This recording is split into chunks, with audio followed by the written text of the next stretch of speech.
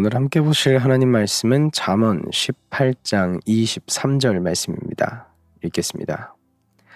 가난한 자는 간절한 말로 구하여도 부자는 엄한 말로 대답하느니라. 아멘.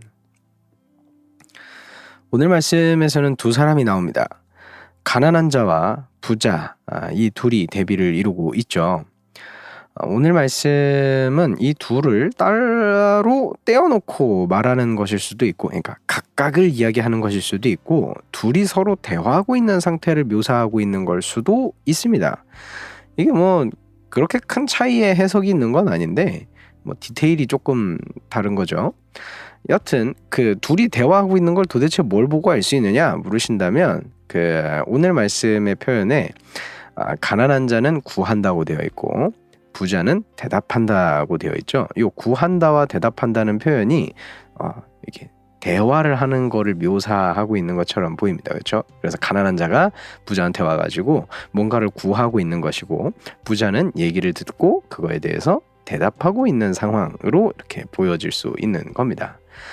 다만 앞서서 말씀드렸던 것처럼 이 둘을 따로 봐서 각자가 그냥 평상시에 취하는 태도를 이렇게 얘기한 걸 수도 있어요. 그래가지고 그냥 서로 이 대화를 하고 있든지 아니면은 각각을 따로 떼어놓고 보든지 사실 해석은 가능합니다. 다만 이야기를 진행하는 게 조금 달라질 수는 있겠죠.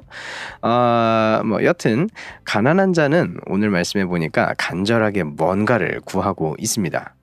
뭘 구하는지는 알 수 없죠. 근데 어떤 구체적인 일을 이제 이야기한다기보다는 일반적으로 뭔가를 이제 할 때, 뭔가 다른 사람한테 이야기를 할 때 이 가난한 자의 태도가 그냥 간절하게 구하는 태도를 취한다라고 볼 수 있을 겁니다. 심지어는 어느 정도라고 이해를 하고 있냐면 제가 심지어 가난한 자 본인이 옳고 떳떳하고 유리한 위치에 있다고 하더라도 이 사람은 간절하게 다른 사람에게 구하는 태도를 취하는 것입니다. 부자는 반대로 이해해 볼 수 있습니다.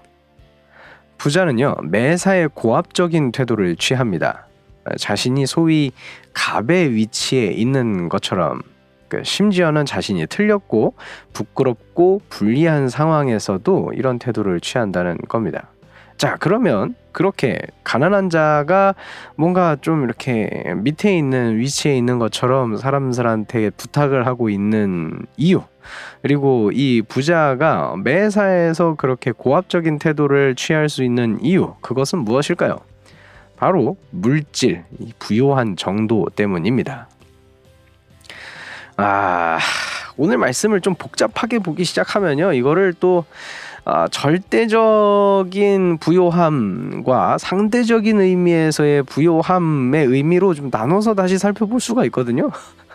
근데 이걸 둘 다 보면 큐티가 아니고 설교가 돼요.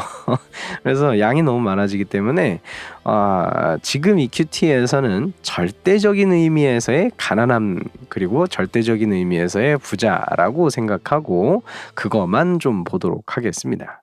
자, 가난한 자는 어떤 사람인가요? 지금까지 계속해서 가난에 찌들어서 살아왔던 사람입니다. 사실 이런 사람을 생각해보면요, 매사에 주눅이 들 수밖에 없어요. 왜냐? 가난하잖아요. 그러면 자신이 뭔가 삐끗 잘못하면, 뭔가 실수라도 하는 날이면, 이게 조금 큰 일 같은 경우에는 그대로 자신의 인생이 끝날 수도 있습니다. 그러니 뭘 해도 조심스러울 수밖에 없습니다. 뭘 해도 주눅들 수밖에 없습니다. 뭔가 사고를 치면은 그거를 커버할 수가 없거든요. 돈이라도 좀 있으면 그거로라도 좀 어떻게 다른 사람에게 피해 보상을 한다든지 뭘 한다든지 이런 것들이 생길 수가 있는데, 이 사람은 가난한 사람이잖아요. 그게 불가능한 겁니다. 그러니까 자신이 맞다고 하더라도, 자신이 옳다고 하더라도 무의식적으로 낮은 위치를 자처하게 되는 거죠. 왜? 지금까지 그냥 그렇게 살아왔으니까요. 부자는요, 정반대입니다.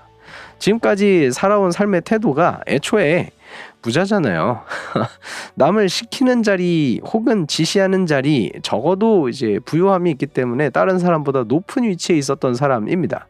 그래서 자신이 부탁해야 되는 상황, 자신이 뭔가를 조심해야 되는 상황, 그런 상황에서도 이 사람은 그 습관을 버리지 못하는 것이죠.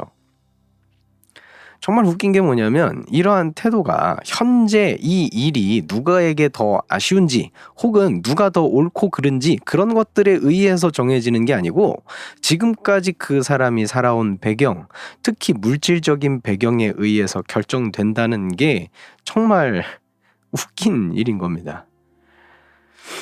이렇게 본다면 오늘 말씀은 부요함이 중요하다는 말도 아니고 삶의 태도가 이제 이래야 된다라는 가르침도 아니며 오히려 이러한 인간의 현실을 고발하는 내용으로 이해됩니다. 물질의 유무에 따라서 달라지는 인간, 진실은 관심에도 두지 않는 이 인간, 그리고 그러한 상황을 당연하다고 여기는 인간, 더 나아가서는 그렇게 부조리 위에 부조리를 쌓아가면서 그걸 전통이라느니 불문율이라느니 문화라느니 이렇게 치장하는 인간 역사, 그것을 고발하는 말인 것이죠. 진실을 볼 수 있고 그 진실을 따라서 삶의 태도를 정할 수 있는 제 스스로가 되기를 소망합니다.